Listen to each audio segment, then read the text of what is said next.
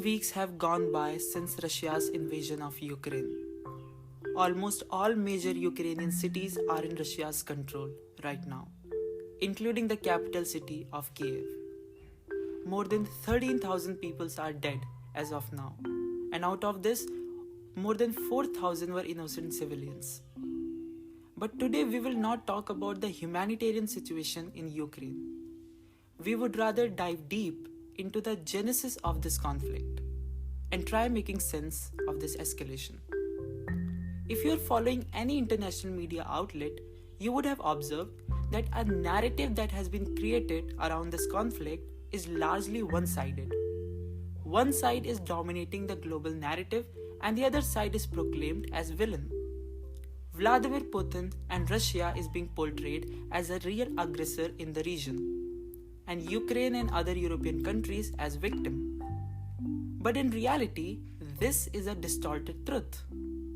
Yes, it is true that invading a sovereign country cannot be justified. What Putin has done is wrong and criminal. But what also cannot be ignored is the role of NATO in escalating this conflict. How continuous expansion of NATO provoked Russia and Putin to invade Ukraine. And that's what we are going to dwell deep today. I'm Ritik Singh. This is SenseMaker.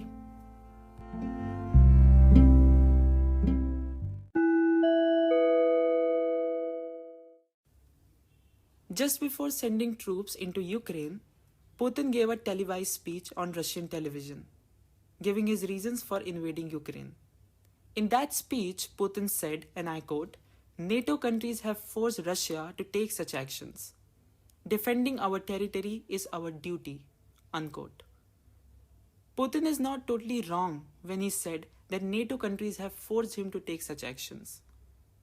NATO, which stands for North Atlantic Treaty Organization, is a security alliance between North America and Europe. It is formed during Soviet era to counter the influence of Soviet Union. And Russia, of course, saw this alliance as a security threat for itself. And rightly so. This security alliance is creeping close to Russian borders continuously. Many former Soviet states have become members of this alliance. This military alliance have technically absorbed the security belt of Moscow. Russia always saw this expansion as provocation. Putin even warned Western leaders so many times that this expansion of NATO hurt the security interest of Russia. But NATO kept ignoring all these warnings and downplayed Russia's concerns and kept proceeding with new rounds of expansion until things blew up in Ukraine.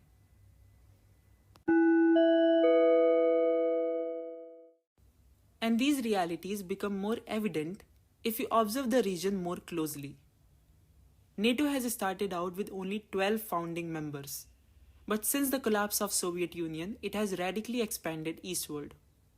In 1999, 4 European countries, Poland, Hungary, Germany, and Czech Republic, joined NATO. And in between the period of 2004 and 2020, 12 more Central and Eastern European countries were made NATO members. Some of them were former Soviet republics.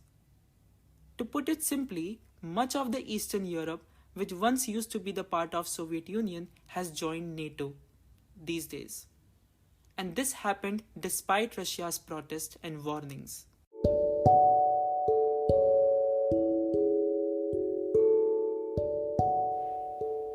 Therefore, when we analyze why Ukraine was attacked, all these facts needs to be taken in account. The fact that NATO's unnecessary expansion toward Russia's border led to the invasion of Ukraine cannot be ruled out anymore. Signing off.